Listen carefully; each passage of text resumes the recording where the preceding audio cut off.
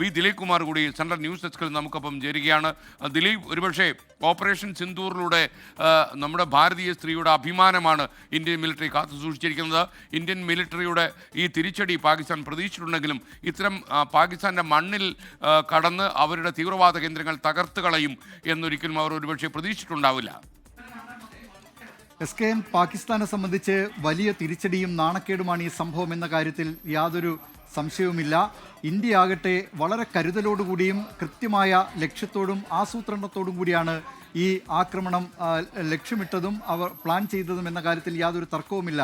പഹൽഗാം ഭീകരാക്രമണത്തിന് പിന്നാലെ യുദ്ധമെന്ന് പലരും ആവർത്തിച്ചെങ്കിലും ഇന്ത്യ വളരെ സസൂക്ഷ്മമാണ് ഇക്കാര്യത്തിൽ. ഏതു സ്ഥലമാണ്, എവിടെയാണ് എന്നതൊക്കെയുള്ള കാര്യത്തിൽ ഒരു തീരുമാനമെടുത്തത്. ആ നിലയിൽ ആസൂത്രണം ചെയ്തെടുത്ത ഒരു ആക്രമണം തന്നെയായിരുന്നു. ഭീകരരുടെ ഒളിത്താവളങ്ങൾ പഹൽഗാമിൽ കടന്ന് ഇന്ത്യക്കാരെ കൊലപ്പെടുത്തിയത്, ഇന്ത്യൻ മണ്ണിൽ കടന്ന് കൊലപ്പെടുത്തിയത് പാകിസ്ഥാനിലെ ഭീകര സംഘടനകളാണ് എന്നുള്ളത് കൊണ്ട് തന്നെ ആ ഭീകര സംഘടനകളുടെ തലക്കടിക്കുക എന്നത് തന്നെയാണ് ഇന്ത്യ ഇക്കാര്യത്തിൽ അനുവർത്തിച്ചിട്ടുള്ളത്. പാകിസ്ഥാൻ നിയന്ത്രണ രേഖയിലുടനീളം അവരുടെ സൈന്യത്തെ നിർത്തിയിട്ടുണ്ട്. ഇന്ത്യൻ വ്യോമസേനാ വിമാനങ്ങൾ കടന്നുകയറാൻ കഴിയാത്ത വിധം അവരുടെ റഡാറുകൾ അവിടെ സദാസമയവും കണ്ണുമിഴിച്ചിരിപ്പുണ്ട് എന്നൊക്കെയുള്ള പാകിസ്ഥാൻ്റെ അവകാശവാദങ്ങൾക്കിടെയാണ് ഇതിലെ പഴുതുകൾ തിരിച്ചറിഞ്ഞുകൊണ്ട് കൃത്യമായി പാകിസ്ഥാനിൽ പ്രവർത്തിക്കുന്ന ഈ 9 ഇടങ്ങളിലേക്കും ഇന്ത്യയുടെ മിന്നലാക്രമണം ഉണ്ടായത്. അത് ഇന്ത്യ വിചാരിച്ചതുപോലെ തന്നെ, ഇന്ത്യ ആഗ്രഹിച്ചതുപോലെ തന്നെ ആ ലക്ഷ്യം പൂർത്തീകരിച്ചിരിക്കുകയാണ്. ലഷ്കർ ഇ തൊയ്ബ, ജെയ്ഷെ മുഹമ്മദ്, ഹിസ്ബുൾ മുജാഹിദീൻ എന്നീ ഭീകര സംഘടനകളുടെ താവളങ്ങൾ അപ്പാടെ തകർത്തുകൊണ്ടാണ് ഇന്ത്യയുടെ ഈ കര, വ്യോമ, നാവിക സേനകളുടെ സംയുക്ത നീക്കം വിജയം കണ്ടിരിക്കുന്നത്.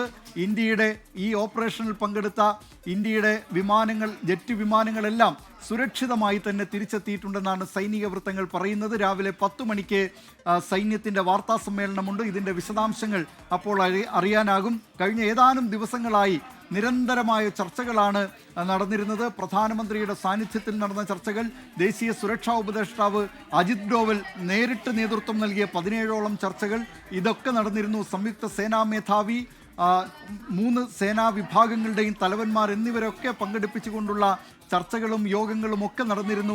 ഈ യോഗങ്ങളിൽ ഉരുത്തിരിഞ്ഞതാണ് ആദ്യം തന്നെ പ്രധാനമന്ത്രി നരേന്ദ്രമോദി സൈന്യത്തിന് പൂർണ്ണ സ്വാതന്ത്ര്യം നൽകിയിരുന്നു. എപ്പോൾ തിരിച്ചടിക്കണം, എങ്ങനെ തിരിച്ചടിക്കണം, ഏത് വഴിയായിരിക്കണം ഈ ആക്രമണം നടക്കേണ്ടതെന്നതൊക്കെ തീരുമാനിക്കാനുള്ള അവകാശം, പൂർണ്ണ സ്വാതന്ത്ര്യം സൈന്യത്തിന് നൽകിയിരിക്കുന്നു എന്ന് പ്രധാനമന്ത്രി പറഞ്ഞിരുന്നതാണ്. കഴിഞ്ഞ ദിവസവും പ്രധാനമന്ത്രിയുടെ സാന്നിധ്യത്തിൽ നിരന്തരം ചർച്ചകൾ നടന്നിരുന്നു. ഈ ആക്രമണത്തെക്കുറിച്ചുള്ള അവസാന പ്ലാനിംഗ് ഈ കൂടിക്കാഴ്ചകളിലൊക്കെ ഉണ്ടായി എന്നാണ് അറിയാൻ കഴിയുന്നത്. മാത്രമല്ല, ഓപ്പറേഷൻ സിന്ദൂർ എന്ന് പേരിട്ടതിന് അതിന് അംഗീകാരം നൽകിയത് പ്രധാനമന്ത്രിയാണ്. നിരവധി സ്ത്രീകളെ വൈധവ്യത്തിലേക്ക് നയിച്ച ഈ ഭീകരാക്രമണം, അവരുടെ സിന്ദൂരം മായ്ച്ചു കളഞ്ഞ ഈ ഭീകരാക്രമണം, അതുകൊണ്ട് ഈ ഓപ്പറേഷൻ സിന്ദൂർ എന്ന പേര്.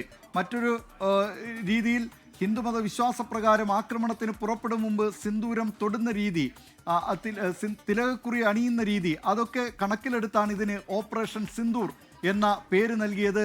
പുലർച്ചെ 1:44 പാകിസ്ഥാനിലെ ഭീകര താവളങ്ങളിൽ കടന്നുകൊണ്ട് 9 ഭീകര താവളങ്ങൾ, ജെയ്ഷെ മുഹമ്മദിൻ്റെ 4, ലഷ്കർ ഇ തൊയ്ബയുടെ 3, ഹിസ്ബുൾ മുജാഹിദീൻ്റെ 2 എന്നീ ഭീകര കേന്ദ്രങ്ങളാണ് തകർത്തിട്ടുള്ളത്.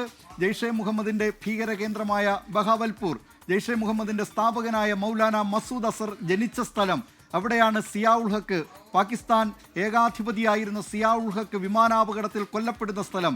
ഒരു വശത്ത് രാജസ്ഥാൻ, അതിനപ്പുറം താർ മരുഭൂമി, വിശാലമായ താർ മരുഭൂമി, അതിനുമപ്പുറത്തുള്ള ഈ ബഹാവൽപൂരിലെ ഭീകര കേന്ദ്രങ്ങൾ.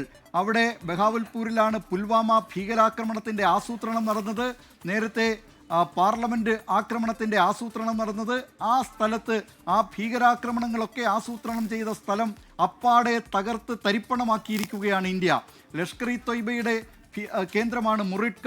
അവരുടെ പ്രധാനപ്പെട്ട നേതാവായ ഹാഫിസ് സയ്യിദിൻ്റെ സ്ഥലമാണ് മുറിഡ്ക. അവിടെ ലഷ്കർ ഇ തൊയ്ബ അവരുടെ ഭീകരാക്രമണ സ്ഥലങ്ങളെല്ലാം, ആസൂത്രണം ചെയ്യുന്ന സ്ഥലങ്ങളെല്ലാം തകർത്ത് തരിപ്പണമാക്കിയിരിക്കുന്നു India. SKN. Okay, B Dileep കുമാറാണ് നമുക്കൊപ്പം സെൻട്രൽ ന്യൂസ് ഡെസ്കിൽ നിന്ന് ചേർന്നത്. ഇപ്പോൾ